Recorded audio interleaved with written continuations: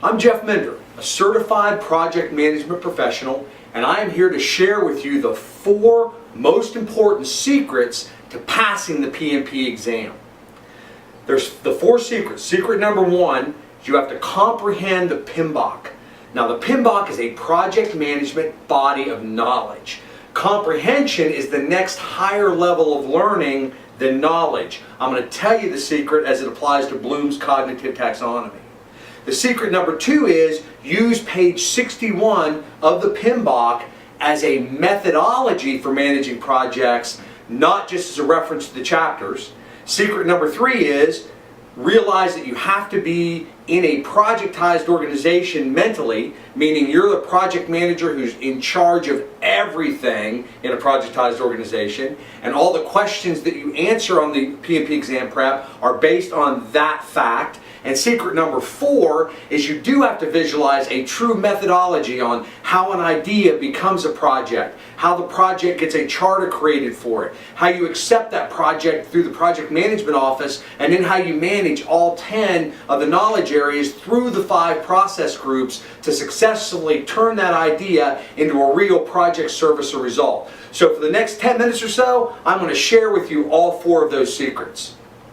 The first one, comprehend the PMBOK. Now, Bloom's cognitive taxonomy, which came out in the 50s, shows levels of learning, at the lowest level being the knowledge level of learning. So we gain knowledge by reading, by seeing, by hearing teachers talk. Knowledge is simply garbage in, garbage out. The ability to repeat that with what you just heard, or write down things that you just saw.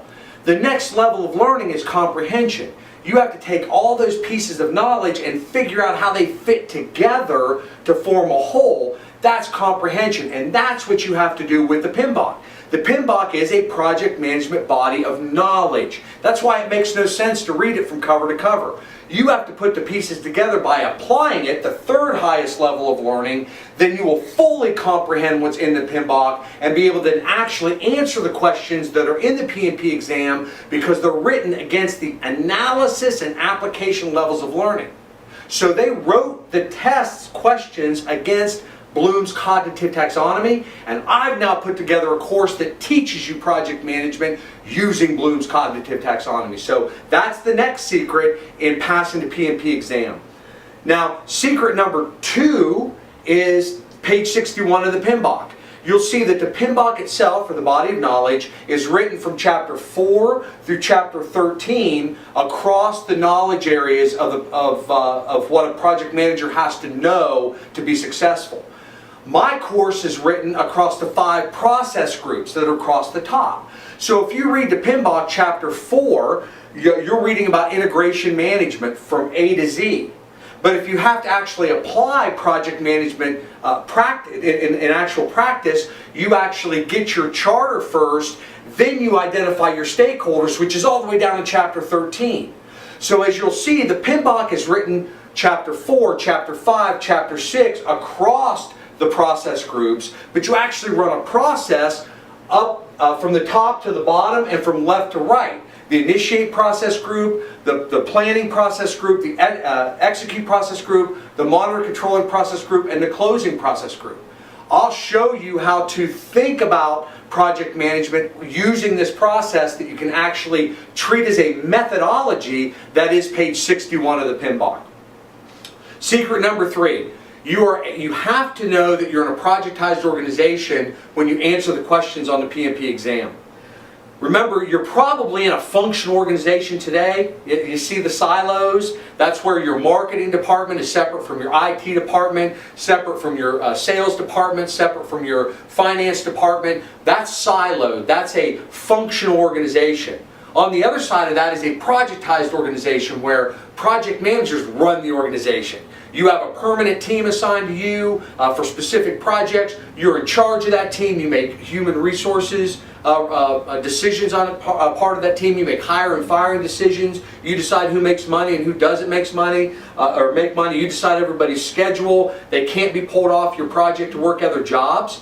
So you have to visualize yourself in that level of authority, because every question that's asked of you on the PMP exam is based on that fact. You're the boss.